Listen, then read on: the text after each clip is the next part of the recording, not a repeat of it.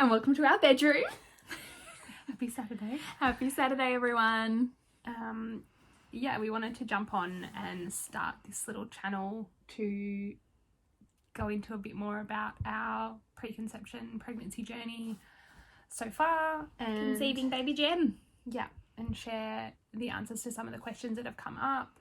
And we thought this would be a potentially good way to answer lots of the same questions in one space. Yeah, and share our journey and our experience of this, because, you know, everyone does it differently, and yeah. Cool. Should we answer some questions? Yeah.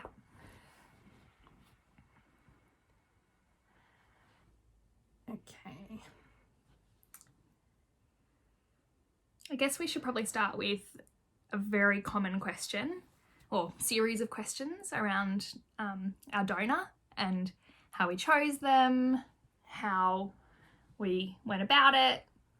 Yeah, because there are a number of questions that came through around Cat. how we found a donor, whether we have a known or unknown donor, and how other people can go about finding a donor, I guess. Yeah. Whether we went through a sperm bank or all those things. There are lots of questions about that, which I guess makes sense because we don't have the right ingredients to make a baby. Yeah, so we were very fortunate to have a known donor who is one of our best friends. Yeah. And is a part of our family.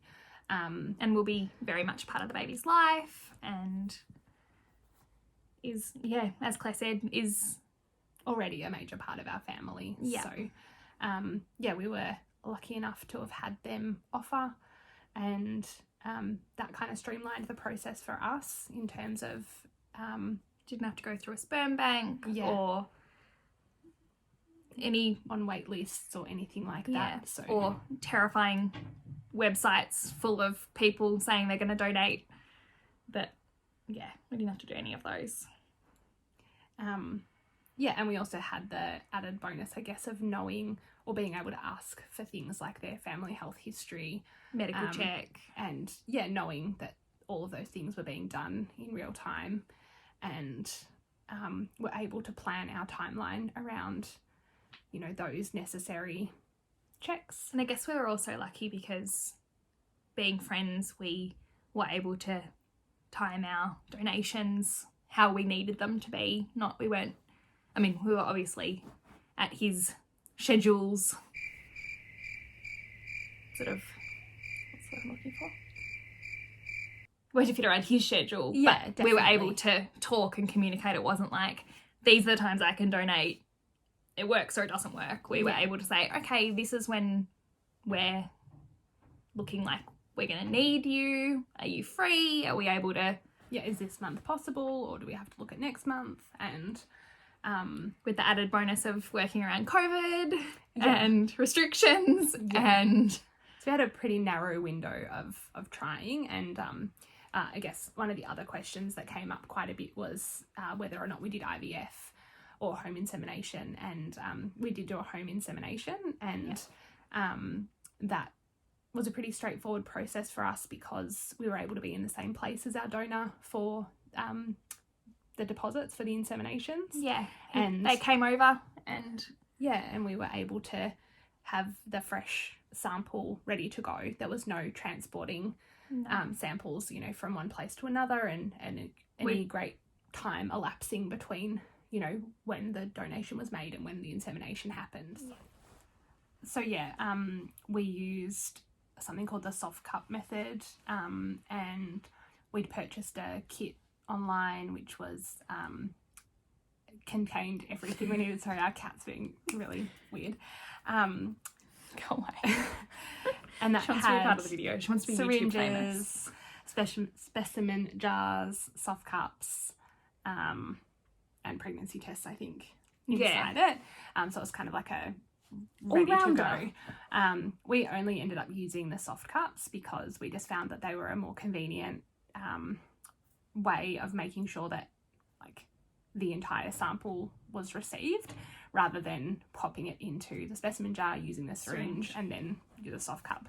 And our donor was quite happy to just deposit into the soft cup. So yeah, we gave him all the options, and that was what we found was the best for everyone. Yeah. And so we were able to just get the samples. We did 3 nights in a row of donations. The night before I was due to ovulate, the night or the day of ovulation, and then the day after. So we gave ourselves a pretty good chance to... We timed it as best we could, given that it was literally just as all of the restrictions came in place, and we were basically at the point where we all had a chat and it was like, this is the month, or it's going to be waiting. after. Yeah, until after COVID and and at that stage we didn't have any idea how long or how But there were talks of 6 months. There was talks of, you know, complete lockdowns and how intense those lockdowns would be, whether or not we'd be able to even see our friends for, you know, until the end of the year. So technically it was already locked down when we had our donations, so we had to secret squirrel our donor in. It was literally the week that they started, and we had to smuggle him in and smuggle him out, which was pretty hard given that we're the back unit of our block and we have massive floodlights that come on when there's movement. Yeah. But we did it, and it was... Yeah, and it was literally like, I think the Sunday that the stage 3 restrictions came in, and like it was towards the middle of that week. Yeah. So, and then we didn't see them again. Anyone. Oh, we had to FaceTime everyone Yeah. to tell them we were pregnant, but that's later on in the story. Yeah, so we knew we had that 1 month to give it a go, and we thought we would give it our best shot. And you'd been pretty good with tracking your cycle and taking preconceptive vitamins, and we were pretty confident that we had done everything that we could do, and our donor had done everything he could do. Yeah, and being like having a natural medicine background myself, I was pretty I'm pretty cautious around making sure that I do some preconception care. So I'd taken prenatal multivitamins, and I'd also given him you know, a men's fertility formula that he happily took for a couple of months prior to the donation as well. Which is also a massive bonus of having not only a known donor but a really close friend. Yeah, I didn't feel awkward about saying, hey, can I please get you to take naturopath partner. Yeah.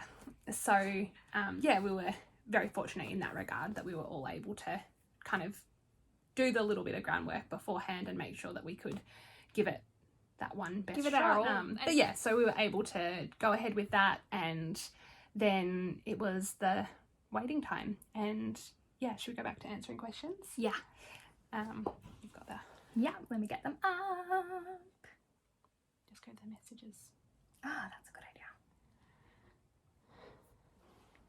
I think they're more at the top before the tit photos. You're gonna edit that out? No?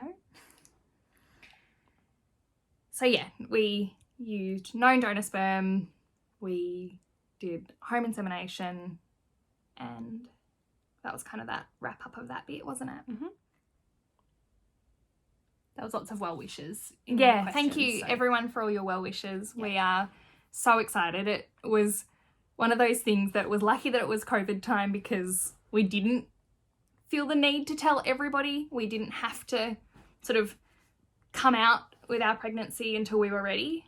Yeah, and it, thankfully it was COVID time, because being my second pregnancy, I'm showing a lot earlier than I did first time around. So it would have been much harder to contain if, you know, I'd been out and about, and also being so sick. Yeah, with hyperemesis, it definitely... Yeah, it's definitely been a different experience, both showing and being so sick. So yeah, a blessing of COVID for us. Totally. Another question we got a lot was, what are we going to be called? And Claire is already mummy to LJ, so that was a no-brainer. As it is now, I'm going to be mama, but I guess it really comes down to Baby Gem and what they want to call me. LJ has already started testing that one out, so that's pretty cute and I like the sound of it, but I guess whatever feels right when it comes to it. It's going to be a while till they actually call me something, but Yeah. I'm their mum no matter what. It's, I guess a title or a name doesn't really matter as much as being their mother. Yeah. And they've got 2 of them. Yeah, and best laid plans, like we could say mummy and mama, and then they'll have very different ideas. So. Yeah, and just because, you know, LJ's gone one way doesn't mean that that's going to stick. Yep. You know, we'll see. Another question, I actually reckon that it was probably the most asked question, even above our donor questions, was how did we decide who was going to carry?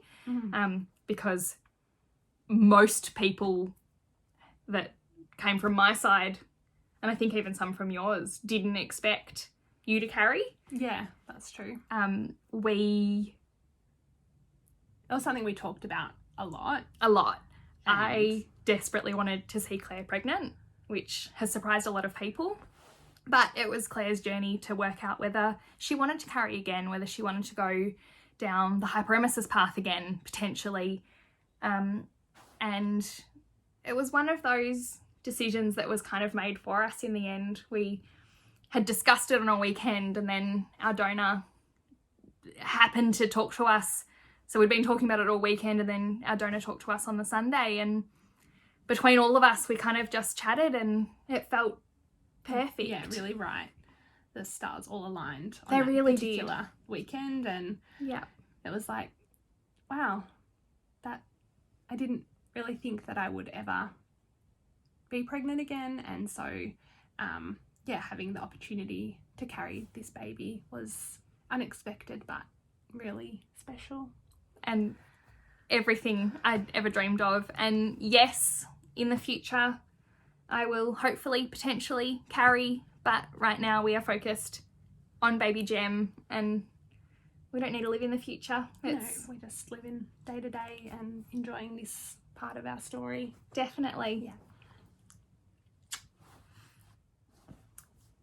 Another question that came up a couple of times was people asking about co-feeding and whether or not that was something that Hannah and I were going to entertain or try this time. And it isn't. No, it's not really something that we feel called to do. No, not really. My link with this baby is never going to be questioned, so I don't feel the need to feed. And Claire, having fed LJ, I mean, she still feeds now. Yeah, 3.5 years of breastfeeding, so you're pretty down with it. Yeah, I know what I'm doing, and whilst there's no guarantee that Lottie will be finished feeding by the time this baby comes along, you know, tandem feeding will be a whole other experience. We probably didn't need to complicate it further by then trying to factor in co-feeding as well. And I had no call to it. And we know that whilst we're not living in the future, we know that it's in our perfect plan that you will get your opportunity to birth and feed at some point. Yeah, you'll hopefully be able to express, and yeah, definitely there'll be all of those opportunities. It's not like... So another question we had a couple of times was, will I be on the birth certificate? And yeah, and so in Victoria currently, same-sex parents can be on the birth certificate together. The birth parent is generally listed as the mother, and the other parent is listed as a parent currently. That's how it's been so far. As far as I know, there isn't a mother option yet, but hopefully at some point, who knows, even by the time Gem's born, things change all the time with that sort of stuff. And with regard to the donor, they don't appear on the birth certificate, and generally speaking, if you do go through an IVF clinic, all of that kind of legal surrendering of parentage and things like that is all done when you make a donation through a clinic. Being a known donor and a home insemination type thing, because there is no kind of third party involvement, I guess. No. We just need a letter from the donor, basically just saying that it was an altruistic donation and that he doesn't have any parental claim over the baby. And that's more of a formality than anything, and that letter just gets sent back with the registration of birth, and that will then allow Hannah and I to both be on the birth certificate. And so yeah, I think that pretty much wraps up the most of the questions that had come through. Yeah, there are a couple that will for another video. Yeah, about, you know, how we found out we were pregnant and how we're going so far and our birth plans and a few more things like that. But yeah, we'll do separate videos for those. Yeah. So yeah, thanks for tuning in and give us a thumbs up. That was not scripted. Click to subscribe. Oh yeah, you got to do one of those ones. Click to subscribe. Follow our links in our bio. To make sure you follow our Instagrams. Basically. We're always open for questions there. If there's more questions, we're more than happy to answer them. This is a journey that we're on, but we also want to bring you along, and it's not every day that, you know, we get to be on this journey. Yeah, and if there are any particular topics for videos that you guys want to see, whether it's about parenting or, you know, vegan stuff or... Yeah, and given that Claire's a naturopath and I'm a nanny and newborn care specialist. Yeah, and... and a doula. Exactly. So we've got some different skill sets to bring to the table. We do. And we might even include LJ in a video or two. Yes. So, yeah, make sure if you've got any ideas, send them our way. But yes, we'll be back soon with a new video. Thanks. Bye. Bye.